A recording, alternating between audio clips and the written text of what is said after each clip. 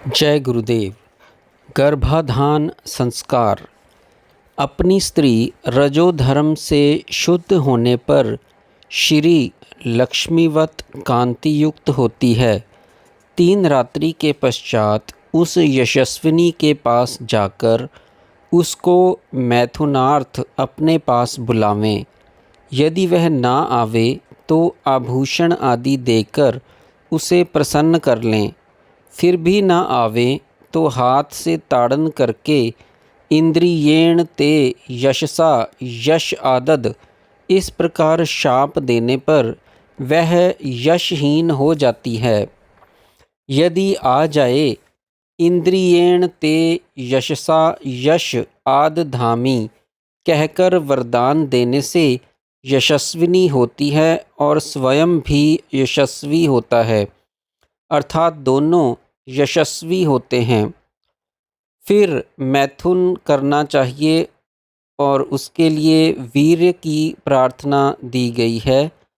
यदि यह इच्छा हो कि गर्भ धारण ना करें तो स्त्री के मुख पर मुख रखकर उसमें श्वास द्वारा रेचक करके स्वयं उसके निश्वास से पूरक कर लें और यह मंत्र पढ़ें। इंद्रियेण ते रेतसा रेत आददे तो गर्भवती ना होगी। यदि चाहें कि गर्भ धारण करे तो इसके विपरीत क्रिया से प्राणों को उसमें धारण करें और यह मंत्र पढ़ें। इंद्रियेण ते रेतसा रेत आद धामी तो गर्भिणी होवे। यदि उसकी स्त्री व्यभिचारिणी हो तो उसके लिए अभिचार कर्म कहते हैं। कच्चे पात्र में अग्नि स्थापित करके प्रतिलोम हवन करें। शर्वत सीकों को घी से भिगोकर निम्न मंत्र से अग्नि में आहुति दें तो वह जार निरिंद्रिय होकर सब सुकृतों को खोकर इस लोक से मर जाएगा। ऐसा जानने वाला ब्राह्मण शाप देगा, इसलिए ऐसे क्षेत्रीय ब्राह्मण की स्त्री से उपहास की इच्छा ना करें। जब स्त्री रजस्वला हो तो 3 दिन एक पात्र में खावें पीवें और उसे कोई स्पर्श न करें। 3 रात्रियों के पश्चात उससे धान कुटवावें।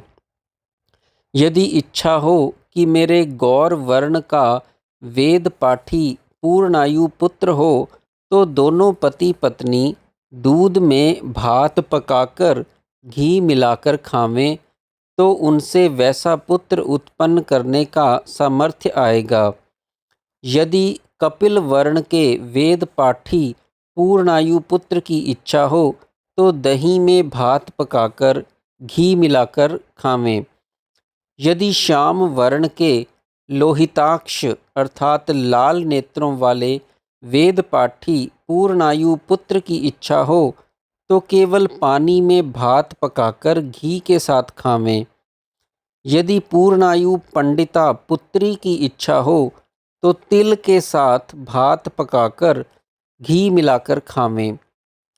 यदि इच्छा हो कि हमें विख्यात शास्त्रार्थ करने वाला मीठी बातों बोलने वाला सब वेद पाठी पूर्णायु पुत्र प्राप्त हो तो मांस के साथ भात पकाकर घी मिलाकर खावें।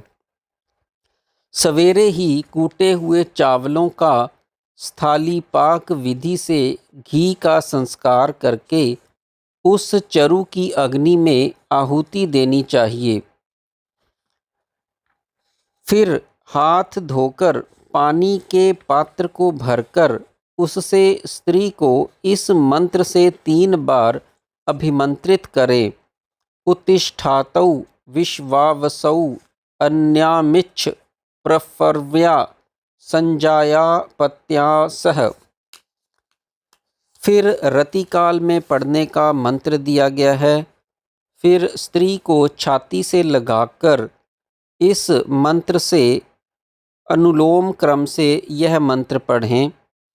फिर प्रसव काल में सुख से प्रसव के लिए भी मंत्र दिया गया है। जात कर्म। अग्नि स्थापित करके शिशु को गोद में लेकर कांस्य पात्र में पृषदाज्यम अर्थात घी लेकर 1000 आहुतियाँ देनी चाहिए। शिशु के दक्षिण कान में वाक वाक वाक 3 बार कहकर दही मधु घृत एकत्रित करके इस मंत्र से चटाना चाहिए। फिर उससे कहें वेदो असि। ऐसा कहने से उसका गुह्य नाम हो जाता है।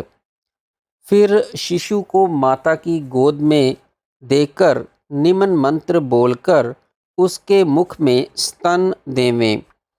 फिर माता को निम्न मंत्र से अभिमंत्रित करें। ऐसा कहा जाता है कि ऐसा पुत्र पिता और पितामह से भी अतिशय अर्थात परम काष्ठा की श्री यश ब्रह्म वर्चस्व से युक्त होता है।